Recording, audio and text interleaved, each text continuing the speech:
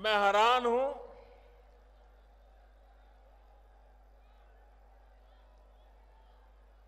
एक तरफ हम देश को भ्रष्टाचार से मुक्त कराने की लड़ाई लड़ रहे हैं, काले धन से देश को मुक्त कराने की लड़ाई लड़ रहे हैं। हमारा एजेंडा है भ्रष्टाचार बंद हो, हमारा एजेंडा है काला धन बंद हो, लेकिन उनका एजेंडा है संसद बंद हो, संसद बंद हो, संसद बंद। पूरा महीना संसद चलने नहीं दी। ये संसद क्यों चलने नहीं दी भाई? पार्लियामेंट में चर्चा क्यों नहीं की? राष्ट्रपति के कहने के बाद भी हो हल्ला करते रहे, नारे बुलाते रहे। ये इसलिए करते थे कि जिन मुद्दों पर सरकार चर्चा चाहती थी, इससे वो भाग रहे थे, डर रहे थे। अब तक जिन्होंने सरकारें चलाई है, उनके लिए हिसाब देना जरा महंगा पड़ रहा था, और इसलिए संसद में हो हल्ला करो, नारेबाजी करो, स्पीकर महोदय पर कागज के टुकड़े फेंको, यही काम करते रहे। अरे म्युनिसिपैलिटी में चुने हुए लोग भी ऐसा व्यवहार करने से पहले 50 बार सोचते हैं। देश की संसद को, उसकी गरिमा को अपने राजनीतिक स्वार्थ के लिए चोट पहुंचाने का प्रयास, मेरे देशवासियों, ये बातें सामान्य नहीं है, गंभीर है। देशवासियों को समझना होगा।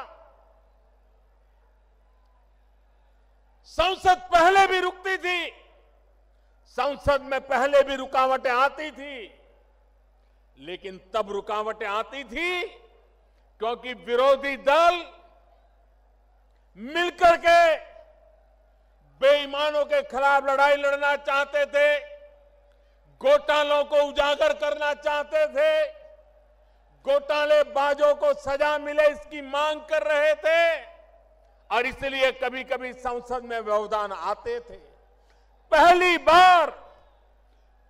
बार देश में ऐसा हुआ कि बेईमानों की मदद करने के लिए कुछ लोग संसद में नारे बोल रहे थे। सरकार बेईमानों को ठिकाने लगाने में लगी थी, विरोधी दल बेईमानों को बचाने के लिए एकजुट हो रहे थे। देश आज दो हिस्सों में बटा हुआ है। एक तरफ मुट्ठी भर वो नेता है जो काले धन को, भ्रष्टाचार को, बेईमानी को बचाने में लगे हुए हैं, और दूसरी तरफ पूरा हिंदुस्तान है जो ईमानदारी के रास्ते पर चलने के लिए कुछ भी सहने को तैयार है।